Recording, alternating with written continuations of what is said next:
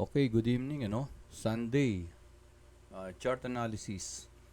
Assuming na wala ka ng tinuturuan, assuming na marunong ka na, ikaw na yung nagtitrade o nag-a-analyze para sa sarili mo, gaano kaya katagal mag-analyze? Aabutin kaya ng 1 oras, 2 oras? Okay, let's start, 9:03. So, top-down analysis. So, pag marunong ka na, nakalagay na yung mga support ng resistance mo. Hindi mo na tinatanggal yan. Pag nagpa-practice, okay. So, I have my support ng resistance monthly. Ayan, yan. Meron na. Yellow. Kita ko na yan. Naintindihan ko na yan. Hindi ko na kailangan magkwento sa sarili ko. So, I have my weekly support ng resistance dito sa baba. Dito ngayon, nakikita ko at kahapon ginalaw ko rin to. So, alam ko na ngayon na ito ay high, lower high, low, higher low. So, somehow this is sideways. Ayan. Pag kinonekta mo yung dalawang high niyan at dalawang low niyan, sideways. So, gawin nating yellow na long dotted line, gold. So, sa weekly pa lang, magkaka-idea ka na after netong dalawang candlestick na to, this is high, low, lower low. This is downtrend. Pero ito ngayon ay nagkaroon ng higher low. So, ako ngayon, nagkaka-idea na ako na this is sideways. Triangle, parang gano'n.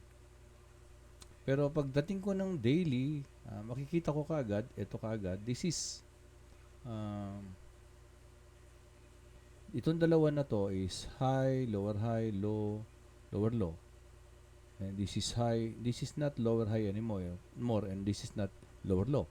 So, ibig sabihin, itong dalawa na to ay downtrend, pero isa na to ay nag-violate na o nagkaroon na ng break na structure. Kung lalagyan mo yan, previously, diba, wala pa itong mga candlestick na to. Connecta mo yung dalawang high yan, makikita mo meron ng breakout dito. At yung buntot na yan, bumalik yan. Ibig sabihin, retest hanggang dito and then umakyat ulit. So, pag sinukat mo to, malaki na to eh. I think 1,000 pips na yan eh.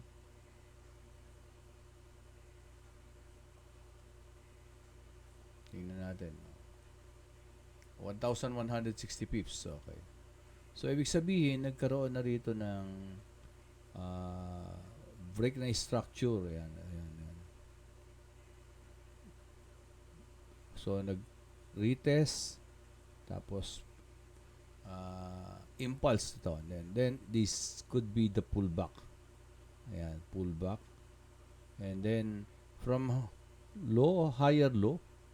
Pero ng higher low. So, and then, itinatry niya uli. Ayan. Ayan yung triangle niya, oh. And then there's another breakout and retest. Medyo pumalik pa uli sa loob. No?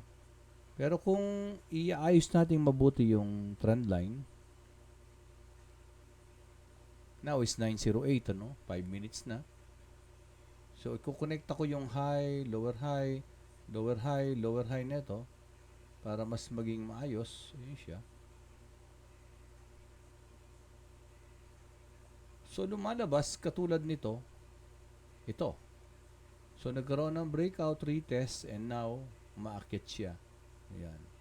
So, kung titingnan mo yung tatlong candlestick na to, this is an uptrend na hindi halata. So, ganun kasi yung mga institusyon, hindi sila nagpapahalata. Yan, no? Low, higher low, higher low. High, higher high, higher high. But the problem is may mga resistance. Weekly resistance, high, and another resistance. And then ito yung mga daily high. Ayan. O, ayan yung mga resistance. So, kung papasok tayo dito, let's say, mag-pullback pa uli yan. Let's say, dito pumasok tayo. And then, stop loss dito. TP1 or TP2, pwede nating sukatin from entry, let's say entry to. So this is 470 pips. And then the TP1 is 900 and the TP2 is around 3,000. Kaya lang itong stop loss niya na to 500 na kagad, ano? Masyadong malaki, no? Pagka dito tayo pumasok sa daily. Pero ito nga nakikita na natin to, no? This is a breakout, retest, and another impulse and pullback or a retest, ayan. And then nag-try ng breakout, pullback, retest, and another ano. So mayroong galaw pataas na akong nakikita in my opinion. So mag-aantay na ako diyan for a buy opportunity. Pero to be more clear, so tingnan natin. Lower time frame as low as 4. So ayusin natin ng konti. Pagkonektahin natin yung high nitong last week na to and high nitong last week na to, ayun siya. So ayun, no? Breakout, retest, yan siya ngayon. Unti-unti. Then coming from this, ano. Dito, kahit dito may makikita ka. Ayun, makikita mo. At lumabas sa triangle, ano. Ayun, makikita mo dito. Ayun, no?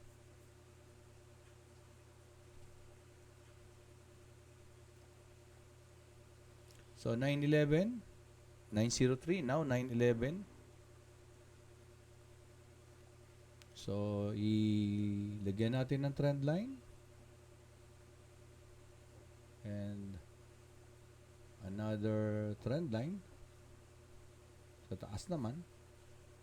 So may triangle na nabubuo na naman, kaya lang nag-breakout na dito. So may pagka-bullish na yung galaw ni market. Kung bumalik man yan, siguro bumalik dito.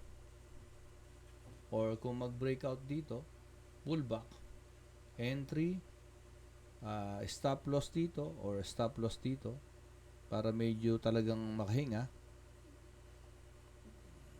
Ako, nakikita ko talaga nag-uumpisa ng tumaas pero wala namang sigurado kaya we have to put stop loss. Pag nilagay ko dyan, that is 500. No? Pag nilagay mo dito, that is 200.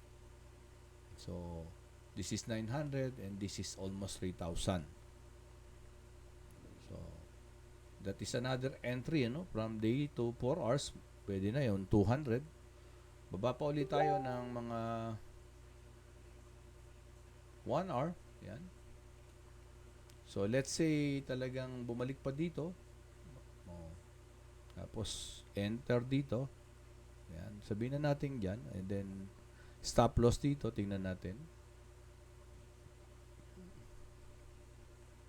So this is 300, pero kung tutuusin, nagkaroon na rito talaga ng kanyan. Ayan. Ayan. Pwede naman dito. So pwedeng mag-TPD, stop loss dito. Iba, pwede rin dito. Yan, pwede rin dyan. Pero kung may capital naman kayo at maliit ang lot size nyo, pwede dito. Alin man yan is okay naman. There's always a risk kasi hindi naman siguradong tataas yan. Pwede pa rin bumaba yan. But at least you have your stop loss to cut your losses in case na mali ka. So, maaring baka pwede pa kasi bumalik dito yan. Dito. For this, ano, yan. No?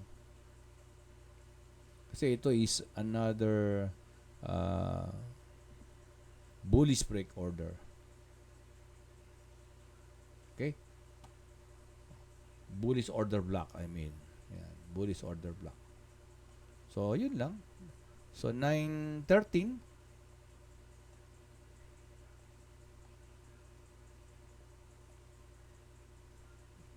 Ayan. So, baba tayo ng 30 minutes. Pwede tayong magdagdag ng tools na indicators like zigzag. Zigzag, lagay tayo ng zigzag. Using the zigzag,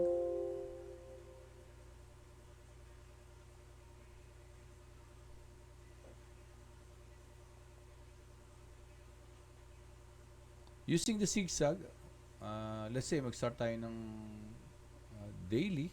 Ayan. So sa daily, ayan, meron na siyang hindi pa confirm yung swing low niya. Ibig sabihin, talagang medyo may posibilidad pa talagang bumaba, ano? Ayan siya. Oh. Sideways. Kaya nga, baba ka ng 4 hours, ayan. Ayan yung galaw niya. So, may posibilidad pa talagang bumaba. So, nagkaroon tayo ng another idea. Pwedeng mag-pullback to confirm ito. Or pwede rin naman dumiretso. Ayan. Pero kung bumaba, mas maganda. So, mas mababa kasi yung risk natin bago tayo pumasok. Kung bababa dito, pwede tayong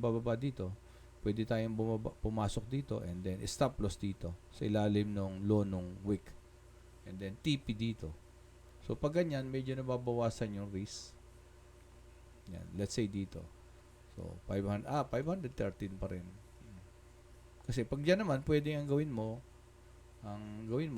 pumasok ka dito. Dito yung stop loss mo para medyo mas kakaunti yung risk. Pero kung talagang may kwan ka, pera ka naman, 0.01, $50. Iba nga nakakapagpatalo ng 100 eh, di ba?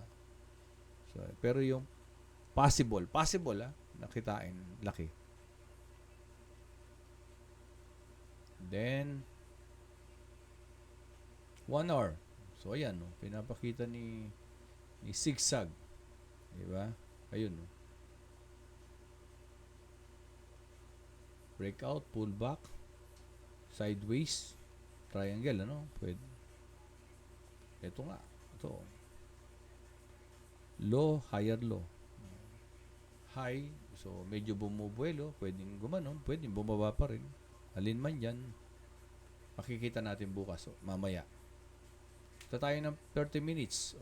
30 minutes. Low, higher low, higher low. Medyo pantay pero ito kasi higher low. High, higher high, higher high. Ito, lower high, yun na, yung nagsa sideways, pero ito kasi talaga. Ito yung pinanggalingan nito. Medyo may push talaga ng, kung gumanyan man yan, maaaring liquidity sweep.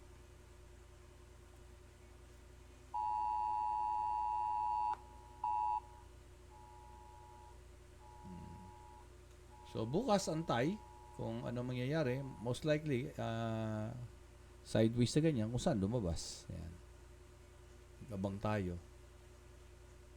Bukas try nating mag-set ng buy stop dito at saka sell stop dito. Tingnan natin kung ano mangyayari. Okay? Para makita ng iba kung paano ginagawa yung entry na gano'n. Maglagay tayo ng 3 buy stop, 3 sell stop bukas. Tingnan natin kung ano yung, para magkaroon ng idea paano ba ginagawa. Ano. Okay? See you tomorrow. Good luck and ingat sa mga gamit nyo at sa sarili nyo, lalo na ngayon may bagyo. Thank you very much.